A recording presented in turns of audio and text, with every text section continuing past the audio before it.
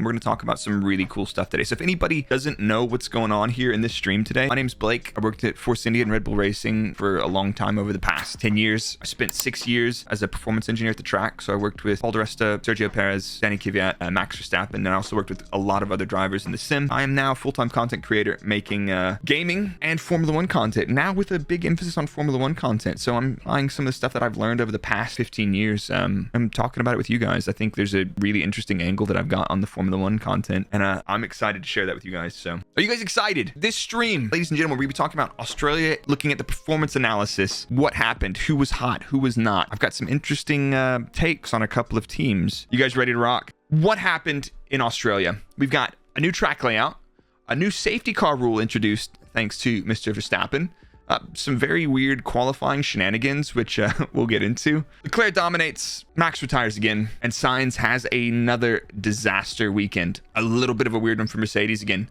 So let's look at the new track and what changed. Let's look at the new track and what changed. Right. So in Melbourne, they changed like quite a few of the corners, but it wasn't very clear what that did. Until we look at the data, this is not going to be clear what's happened. So they widened turn 1, 2 up, 3, 4, 6, 7 became a single corner. They got rid of the 9, 10 chicane. They straightened out 13. Then they widened the final corner a bit. So yeah, I don't know. Like turn 6, 7 is now a straight. The turn 9, 10 is just a huge blast out of 8 and down into turn 11, 12. It's just flat out. And we saw some we'll go look through the pole lap video there and look at what the track looks like as well. The final corner is a bit faster, but let's see what this looks like from a data point of view, because I can look at a track, but I can't tell you how much faster or slower people are going. So I think it makes it really interesting to look at a track. Unfortunately, we've got to go all the way back until 2019 to see the last time we were at Melbourne. You guys remember that COVID happened? That was terrible. So the lap we've got 2019 Hamilton pole lap versus 2022 Leclerc pole lap. Leclerc's in the light pink. I don't know why Hamilton's in the Ferrari red, but nearly 2.5 seconds faster. Top speed prior to the old turn 11, 12 chicane was 20 kilometers an hour faster, and the old turn 13 towards the end of the lap ended up being about 35 kilometers an hour slower. So that this little bit right here, they slowed this down massively. This little turn 13 here. What does this mean for the spectacle of this event and for the racing? Was overtaking easier, or was it just down to the cars? Well, where did you guys recall most of the overtakes happening on this circuit? Because this was a while ago for me. Turn 1, classic turn 1. Is turn 1 a usual big overtaking spot here? Because it's been so long since we've been at Melbourne, I'm just kind of like drawing an entire blank. But anyway, other new things they've introduced. They have introduced a new rule, the Verstappen safety car rule. What you can see in this picture is, I do believe this is a safety car restart. This was Max restarting alongside Leclerc at this event. So what they have now said is that you cannot be alongside another car. You cannot be alongside another car when starting safety car restart. So if you have like the first 2 cars doing this, I can see how that's not a problem. But if you have everybody through the whole grid, you know, like wheel to wheel, side by side with everybody next to them, this is just going to turn into a shit fight. And as much as I love seeing Max getting his elbows out on the race restarts, so that's a new thing now. You won't see, like, for example, there was a huge fuss about that during Abu Dhabi at the end of last year. That was the only dramatic thing that happened in Abu Dhabi last year, was the safety car restart, obviously. Oof, too soon. Like, that'll sort it out. Safety car. What are we digging into next? So we're looking at race 3 Australia qualifying analysis. This is the lap time gap to pole through the whole field. Australia qualifying pace, colored by team. I've changed the color of Red Bull for this presentation so you can see the Red Bull. So Leclerc with a decent gap to the Red Bulls. Norris holding up the middle of that. And this kind of like basically from Norris back it's just kind of midfield. From Norris back is the midfield. And then basically from Albon to Latifi is the kind of back markers for this qualifying session. Hamilton and Russell close at this event. Lewis getting a good one in qualifying. Everything was working okay for him at this race. Clearly the Mercedes GP not where they want to be right now. There's a decent gap between Norris and Ricciardo. Ricciardo is not having fun at all. We'll get to that in a minute. Bottas and Albon putting some time into their teammates respectively. So I know I'm not talking too much about the midfield. There's just so much going on at the front and the exciting bits. Here's another one. Look, what's Alonso doing up there? Let's talk about that in a minute. So I have used my buddy Tomo's tweets. If you're not following Tomo on Twitter and YouTube, his YouTube content is awesome, and I use his Twitter a lot to keep me in the loop. He's an absolute dude. So 2022 qualifying head-to-head after 3 rounds, according to Tomo. Leclerc, Bottas, Norris, and Albon have 3-0'd their teammates. Verstappen, Hamilton, Magnussen have 2-1 their teammates. Gasly's 2-0'd against Tsunoda. Alonso 1v1 effectively now. Hulkenberg and Stroll 1v1, and Vettel at this point has 1-0'd his teammate. The driver head-to-heads weren't particularly interesting in qualifying, so I'm going to leave them alone. Like, Norris put a bit of time into Ricciardo. Bottas put a bit of time into his teammate, but Alonso, decent chunk over Ocon, but not that exciting. And then like the Max versus Perez, not particularly exciting as well. Just both dudes doing good. So let's look at the team's ranking and try to break down. This is the fastest driver from each team broken down into percentage delta from their fastest lap. So this is every team's fastest driver relative to the pole in terms of percent. The reason we put this in terms of percent is it makes it easier to compare across tracks. It makes it easier to compare across tracks and across events and driver to driver, should we choose to do so. So the Red Bull 0.5% off of Ferrari. Ferrari insanely strong at this event. They were on something different. Ferrari dominated the single lap pace this weekend. McLaren 1% off pole. 1% is basically pretty far off. Doesn't sound like a lot, but in terms of lap time, 1% off is huge. McLaren to Alpha is the midfield. Williams, Haas, and Aston holding up the back. That's not fun for Aston. I was hoping for a lot more from them. So the teams that were knocked out in Q1 and Q2, their pace offset will be exaggerated because the Q2 and Q3 runners benefit from a better track condition. Let's give it up. I think other than Ferrari being completely dominant, Alonso, let's dig into our little engine performance analysis. Let's have a look at this. And this is not the final word on it, but let's look at it. So this is our lap time versus maximum speed chart. So you can see the closer you are to the bottom is the faster your lap time, and the further you are to the right, the faster in a straight line you are. Further to the left, the slower in a straight line you are. I've colored this plot by engine manufacturer. So you can see the Mercedes make up the bottom third, Ferrari's kind of in the bottom quarter, Bottas in the Alfa Romeo kind of up in the middle with the Red Bulls, all the Hondas in the middle top, and the Renaults at the top in terms of speed and not particularly far off the pace. It looked like the Renaults turned it up again this weekend. We've seen a little bit of back and forth. So let's look at the first 3 races together. So here's Bahrain on the left, Saudi in the middle, and Australia on the right. You can see that the Renault engines from the Alpine are the only ones running this engine. So Red Bull and Bahrain, pretty slippy. Red Bull and Saudi, pretty slippy. The Renaults turned it down a little bit or ran some more downforced here. Again, and then Australia, Renault's fastest cars on the track in a straight line and not too shabby through a corner. Not bad, not bad. Let's now dig into the 2022 Australia qualifying data overlays between our top drivers, and we'll look at a couple of other interesting bits and pieces. So let's look into Australia Grand Prix qualifying P1 versus P2. What are we thinking here? So I think we're going to be seeing a lot of Verstappen and Leclerc 1-2 battles. Leclerc, again, very strong on the brakes rolling into turn 3. Leclerc and the Ferrari braking are like an excellent combo. 11 and 13, again, the Ferrari absolutely dominant on the brakes. You can look at all the speed. So if anybody's new to these plots, this is the car speed trace, this is throttle, and this is the time delta. When the time goes closer to the top, that means Leclerc is faster. So in this lap, Leclerc was what? That's about 3/10 faster than Max. The Ferrari very strong on the brakes, 3, 11, and 13. It's just nutty. It's just nutty. We saw in Bahrain as well that Leclerc tended to gain a lot of time at the end of the lap, and it wasn't very clear whether or not Max made a mistake or the Ferrari's just holding on to the tires. But Leclerc's looking very strong at the end of the lap. But to be fair, this was an excellent lap. It was spectacular. The Red Bull and the Ferrari, looking at the straight line speeds, we look like we're probably on very similar power and drag compromises. So the way this works is I can't tell you has more power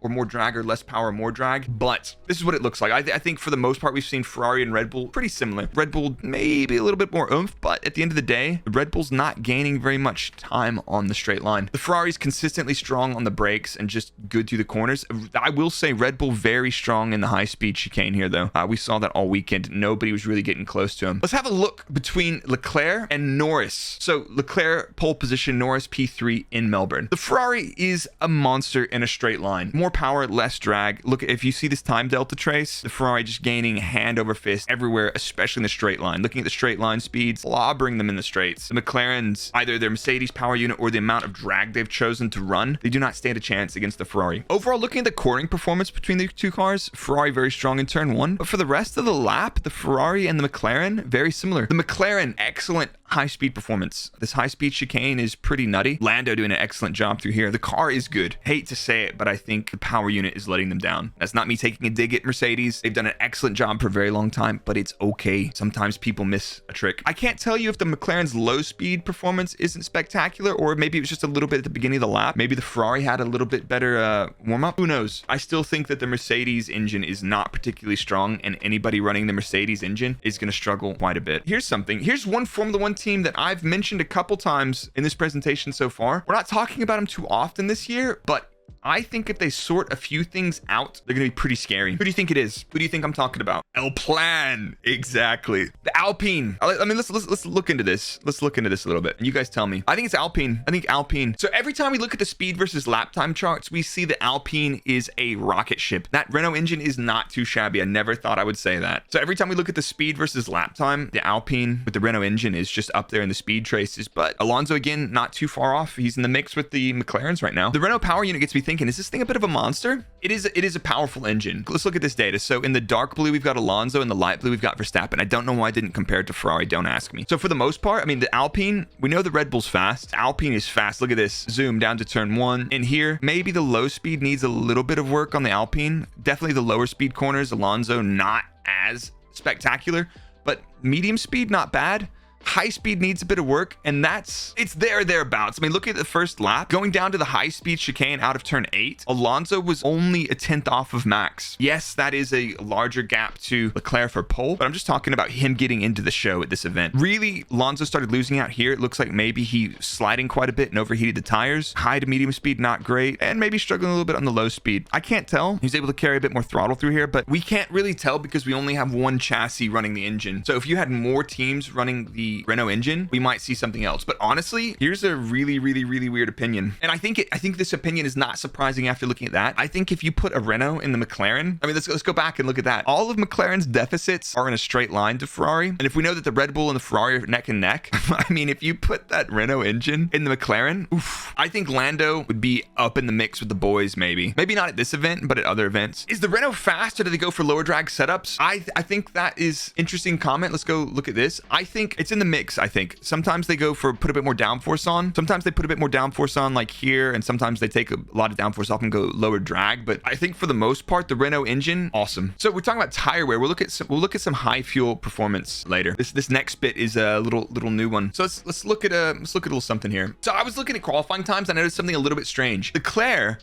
seemed to gain almost 0.8 a second between Q2 and Q3. That is the largest cross session improvement by a huge amount. It looks like Leclerc made a huge jump between Q2 and Q3, but actually looking at the lap times, Leclerc just had a deleted 18.2. So he only improved 0.4, but he improved 0.4 per session. Very strong progression through qualifying from Leclerc. He's just chipping away at it. So that's how the drivers approach these qualifying sessions. The track is improving, the drivers are adapting, and they're extracting more and more out of it every lap. Let's look into this a little bit deeper with some data. This is Leclerc's Q2 time versus his Q3 time. So what do we got? Blah, blah, blah. The Q3 time is in dark red. Looking through this lap, Leclerc's playing around with quite a few things through the lap. So in his different driving line through turn 1, through this next section, he's just, chipped away at it. Just a huge improvement. He's figured out where the grip is, and he's fully sent it massive, carrying another 10 kilometers an hour through the apex of this corner, carrying this all the way down into the high speed chicane. And on this final lap in Q3, he absolutely nails this. Look at this, carrying so much speed in through the left-hander, and then getting the transition right, nailing the right-hander. And then the old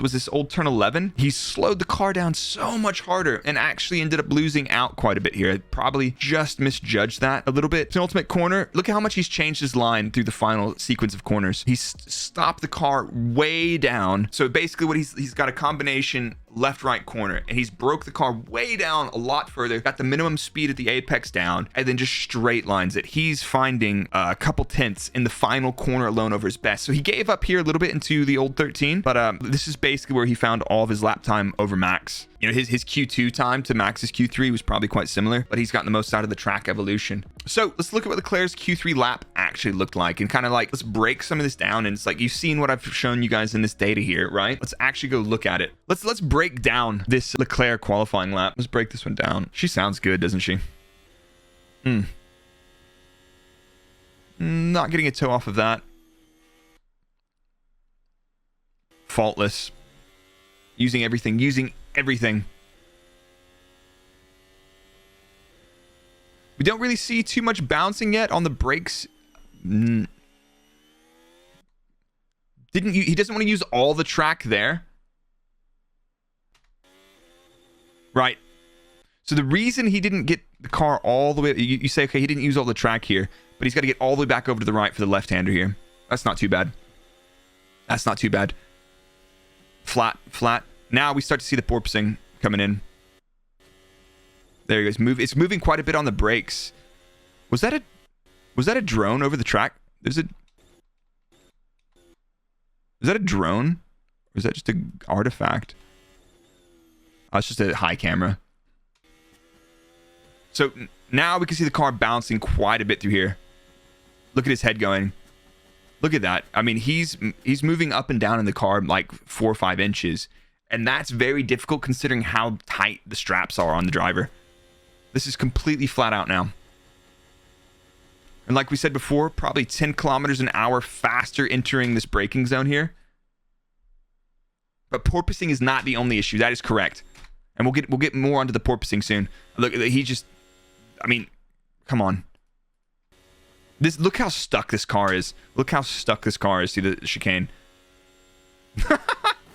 Using all the track. You hear the plank clattering across the curb right here. Look at that. I mean, yeah, that would do my head in. So this is the old 13. This has been slowed down quite a bit. He's got a little bit of traffic. Probably didn't hurt his... You know what? Is that where he did lose a bit of time there? I'm not thinking so. I'm not thinking it's due to that car. All the track there, using everything.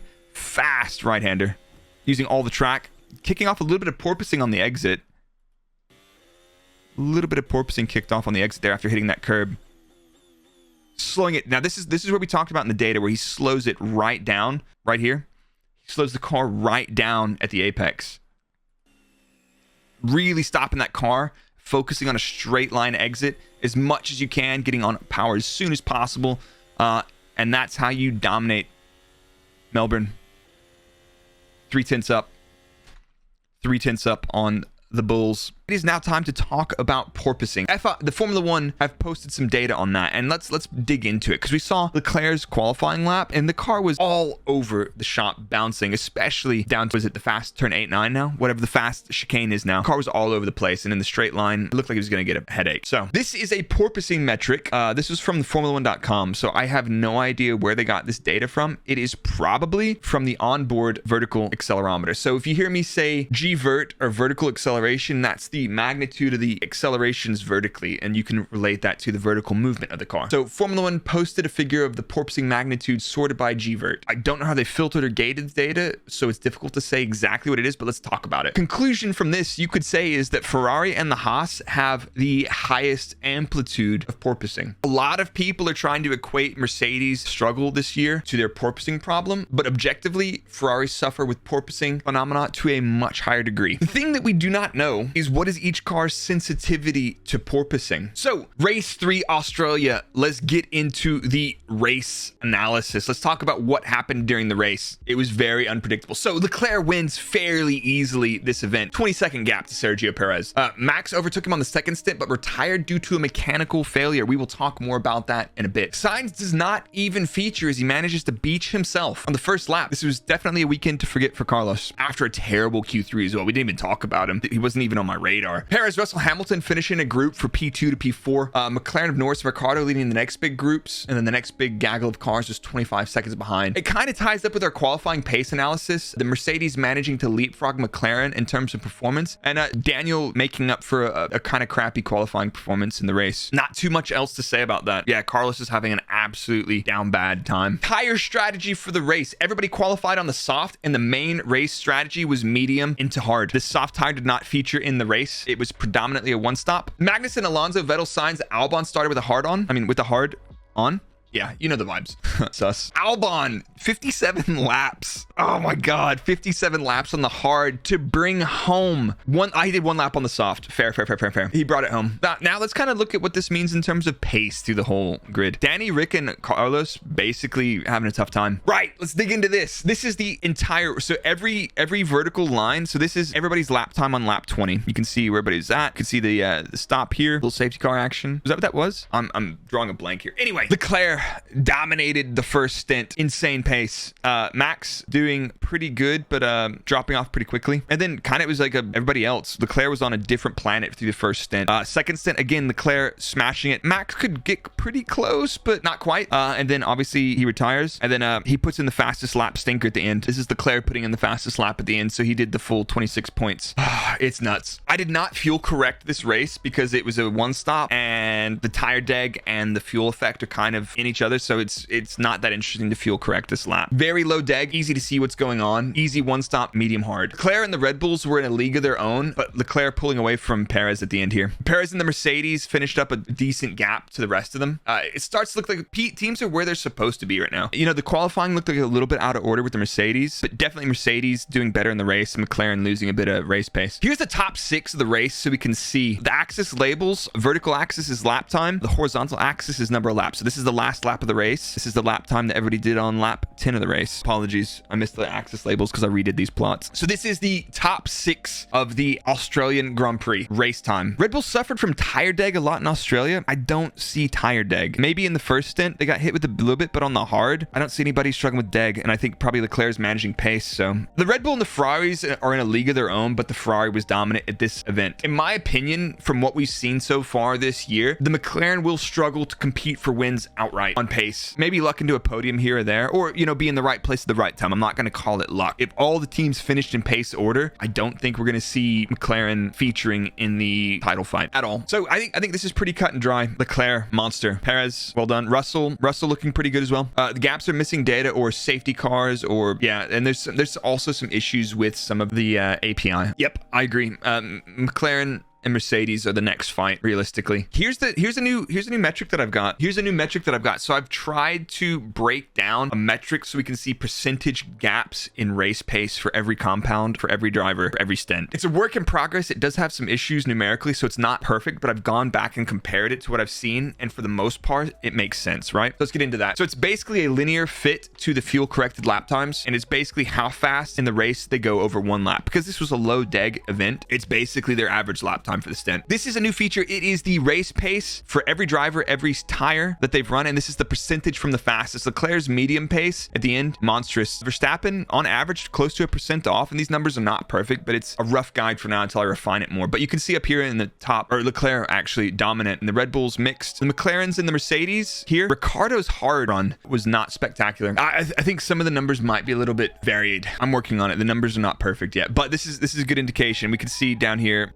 Norris's hard stint had an error, so I've removed that as well. Let's just go back and look at, yeah, Ricardo's hard stint was not that slow. Ricardo's hard stint should have been in the mix. So let's look at the summary. These are fuel corrected. I did include the fuel correction in this, even though I didn't put the fuel correction on this. That metric needs some work. But the championship points. Schumacher, Stroll, Latifi, no points so far. They're not shown. Leclerc way ahead in the drivers championship at this point. Don't forget Russell was P2 in the drivers championship at the end of this race. Sainz third. Lewis beating Max by 3 points. Ferrari just way ahead in the constructors right now. Not quite double, but close. Aston, no points to this point. They've soaked up a lot of people from a lot of other teams, and they're struggling to translate that into performance yet. And this probably was not helped by Seb missing the first 2 races. So the clear standout disappointment is, unfortunately, how much Mercedes is struggling. That's not a kick them while it's down. It's telling it how it is. Yeah, Mercedes second in the constructors at that point. It's like, huh? What are they doing there? Excellent point, which I did not even draw into this from the F1 Whisperer, is the guys all had a lot of graining on the medium. That's probably why we saw, if we're looking at, this is probably not outright degradation. This is probably graining. You look at Max take this hit in lap time here. So let's talk about that for a second. How does graining impact lap time? Whatever criteria they believe for graining. So what happens when graining happens is you see it visually on the tire. The tires have lots of like bits. It looks like pickup, but it's actually the tire just tearing instead instead of gripping, often from the tires being too cold. We see it most of the time on the front axle, and it basically generates a lot of understeer. So not only have you lost grip on the front axle, graining is bad and avoid it. That's my summary on graining.